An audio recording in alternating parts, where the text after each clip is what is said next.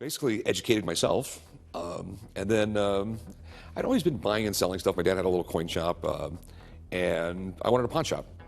Rick Harrison's world is crumbled, and his son's mistakes have destroyed everything. The once glorious pawn empire is drowning in lawsuits, betrayals, and scandals that never seem to stop. Family feuds have turned into courtroom battles, trusted experts have been exposed as frauds, and even the shop itself is barely staying afloat. Tune in because the final blow is coming, and it's worse than anyone could have imagined. Built to last or doomed to fail, the gold and silver pawn shop in Las Vegas started as a simple business run by Richard Oldman Harrison. He was tough, he knew his stuff, and he kept things running. When he passed away in the year 2018, everything changed. Rick, the son who turned the family shop into a hit television show, had to handle business without his father's wisdom. Turns out he was not as great at keeping the family together as he was at flipping rare collectibles. And just when it seemed like the shop could weather any storm, a betrayal from within threatened to tear everything apart. Pawn Stars exploded in popularity when it aired on History Channel in the year 2009. The whole concept was genius. Customers brought in cool, weird, and sometimes priceless items, and the Harrisons decided whether they were worth buying. Fortunately, none of the Playboys were worth any money. Most of them were in really bad condition, and there wasn't a prize in the bunch. All right, Peaches will take care of you. Thanks for coming in. Thanks for. Fans loved the mix of business, history, and fun. Plus, there was the ongoing family banter and Chumley, the shop's goofy employee, who became a fan favorite. But behind the scenes, things were not so lighthearted. First came the legal drama with Rick's own mother, Joan Harrison. The family feud exploded when she accused Rick of tricking her out of her stake in the business. She claimed that after waking up from a coma in the early 2000s, Rick made her sign over her 51% share of the pawn shop, something she later regretted. When Richard Harrison passed, Joan was supposed to inherit his 49% share, but Rick was not handing over the paperwork. Allegedly, she could not even get a proper accounting of over $500,000 worth of cash and silver. It got so bad that Joan sued her own son, demanding her fair cut and a restraining order to stop him from selling off assets. Rick fired back, saying his mother was being manipulated by outside influences. Lawsuits back and forth, accusations. This was not just family drama. This was war. And just when things could not get worse, the business itself started sinking. Thanks to the COVID-19 pandemic, the pawn shop's profits plummeted.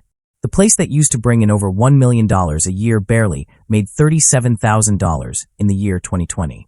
But even that financial hit was nothing compared to the personal disasters of those involved in the show. Let's talk about Chumley.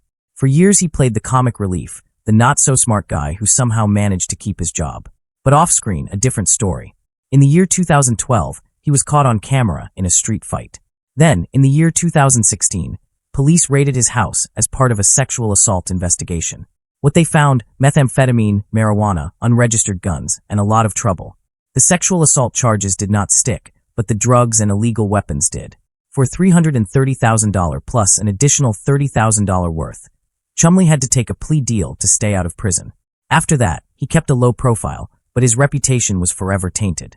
Rick's son, Corey Big Hoss Harrison, also had his share of wild behavior. During a motorcycle trip, he got into trouble at a bar, urinated in public, and threw a stool, earning himself a swift exit.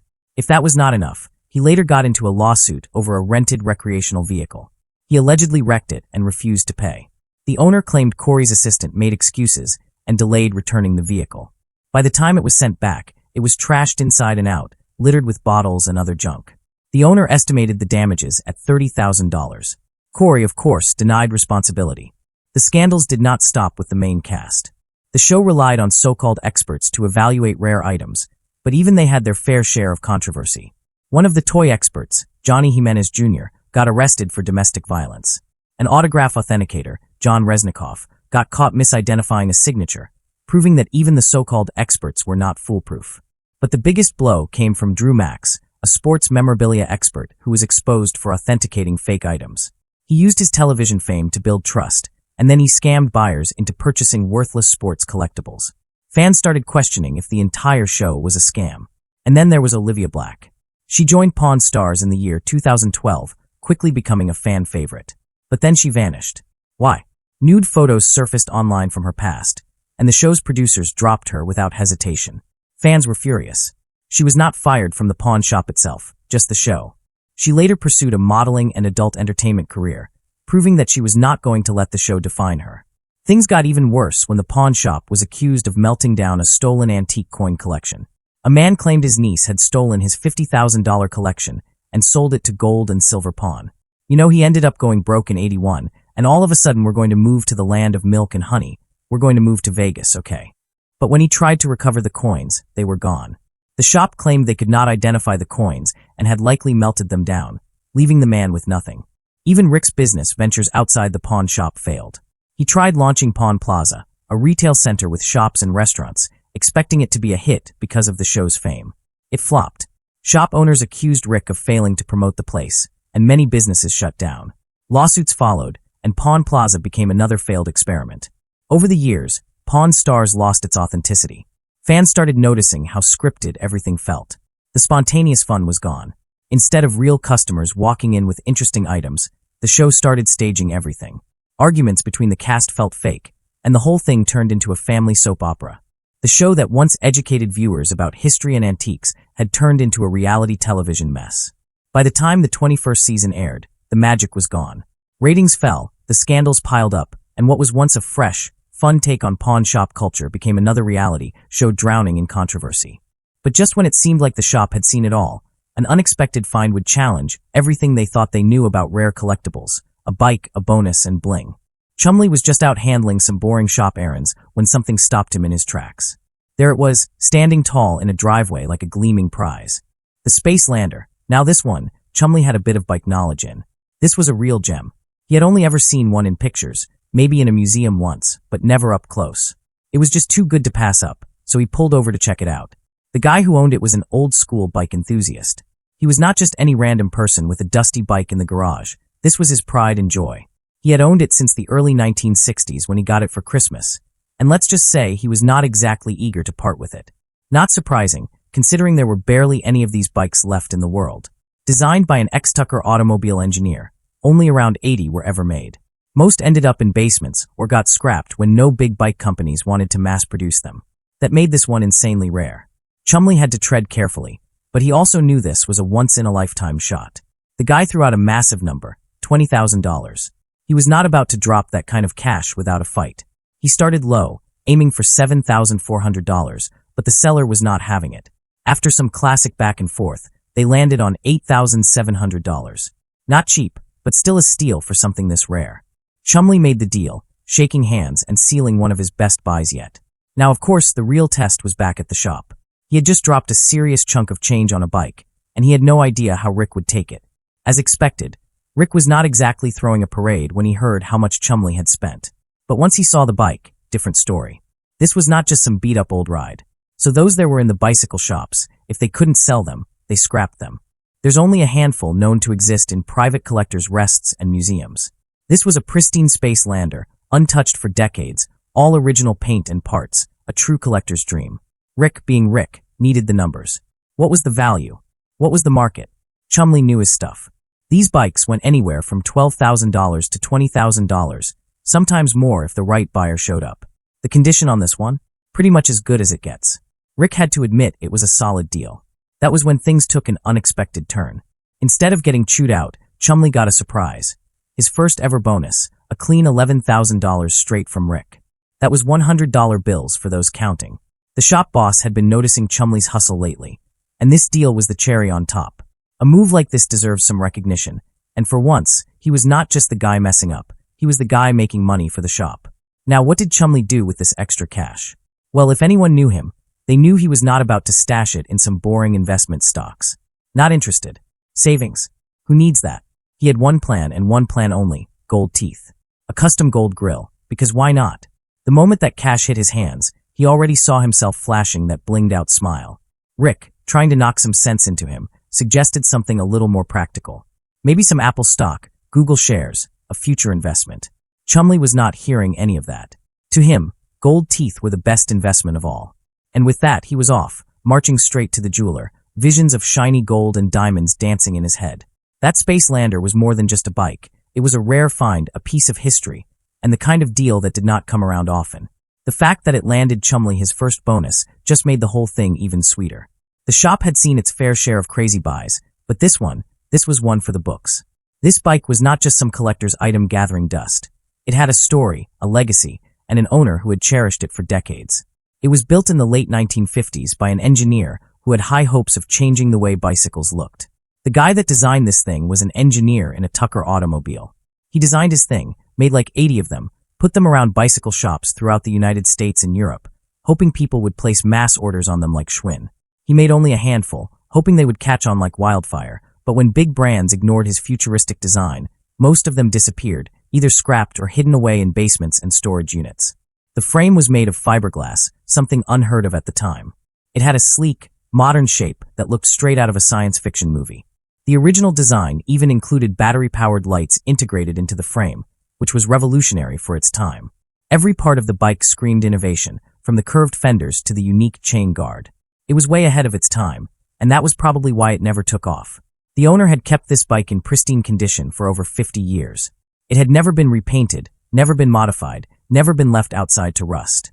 It was the kind of piece museums would fight over, and yet it had been sitting in a garage all this time, waiting for the right person to come along and appreciate it for what it was worth.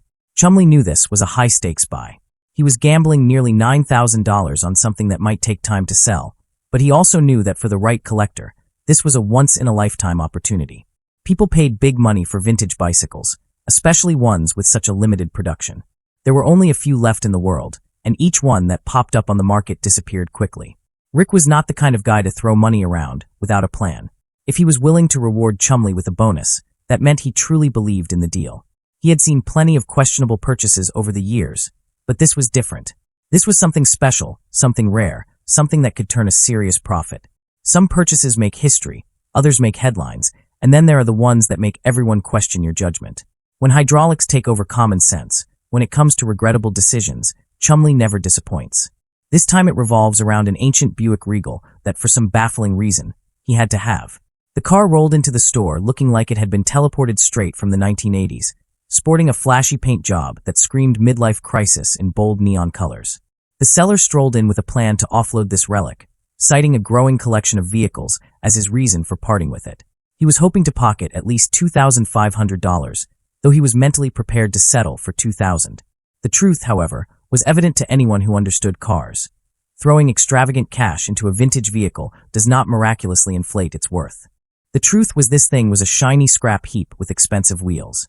The owner made a compelling sales pitch, branding it as the pinnacle of American luxury. He boasted about gutting the interior, swapping out the seats, the steering wheel, and the sound system. The exterior had been decorated with traditional lowrider patterns, and he had installed new rims. The original V6 engine had been ripped out and replaced with a V8. It was, in his words, a masterpiece of customization. However, anyone with a grain of common sense knew that just because money had been spent on modifications, it did not mean the car was now a gold mine. The resale value of a Buick Regal from that era was still depressingly low, no matter how much effort had been put into sprucing it up. Then came the moment everyone dreaded. The shop's biggest impulse buyer locked eyes on the car, and the damage was already done. He was mesmerized. Instead of playing it cool as any skilled negotiator should, he immediately gushed over the vehicle. The seller had to be grinning inside. The overexcited buyer was already hooked, and the price was about to reflect that. It was time to talk figures. The seller had dumped at least $10,000 into this vehicle, but deep down he knew he would never recover that. He confidently threw out his price of $2,500, hoping for a miracle. Are cars people just love to customize? They put a big chunk of money into pricey wheels and custom paint jobs, but it really doesn't up the value of the car at all. The counteroffer was far from flattering, $1,000. That was when the haggling truly began. The seller insisted that the tires alone were worth $11,000, which only highlighted how questionable his purchasing choices had been. The back and forth negotiations were excruciating. The seller refused to go below $2,000, and instead of walking away, the impulsive buyer decided that was an acceptable deal. Just like that, the sale was locked in. The pawn shop's most unpredictable spender had just acquired a decades-old vehicle that he had no business owning. With his latest acquisition in hand, he wasted no time making plans. More money was about to be burned. The very next stop was Count's Customs, a shop renowned for transforming old vehicles into something slightly more tolerable. Back at the pawn shop, the rest of the crew knew what was coming. Their co-worker had no self-control when it came to sinking money into impractical purchases. A few days later, he swaggered back into the shop, beaming with excitement. He was eager to reveal what he considered his latest masterpiece. The reaction from his colleagues was predictable. Not a single person was impressed.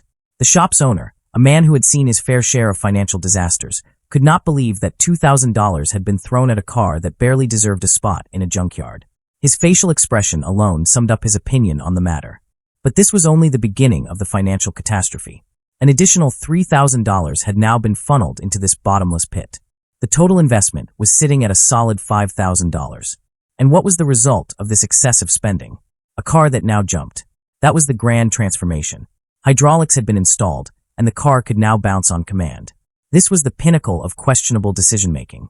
The shop's owner simply shook his head, accepting that nothing could be done. The eldest member of the shop, known for his blunt honesty, had the most straightforward opinion. He declared it the most ridiculous thing he had ever seen. But the vehicle's new owner was oblivious to the criticism. He eagerly demonstrated the hydraulic system, gleefully bouncing the car up and down like a child with a new toy. He even had the audacity to offer a ride to the shop's eldest member, which was immediately declined with an unimpressed glare. At the end of the day, $5,000 had been sunk into a vehicle that no one else wanted. The man who sold it walked away with $2,000 in his pocket, undoubtedly thrilled that someone had been foolish enough to take the car off his hands. Meanwhile, the shop's most extravagant spender was convinced he had made the purchase of a lifetime. Was this a reckless waste of money or the ultimate expression of automotive passion? Let us know your thoughts in the comments. Like, subscribe, and share for more intriguing stories.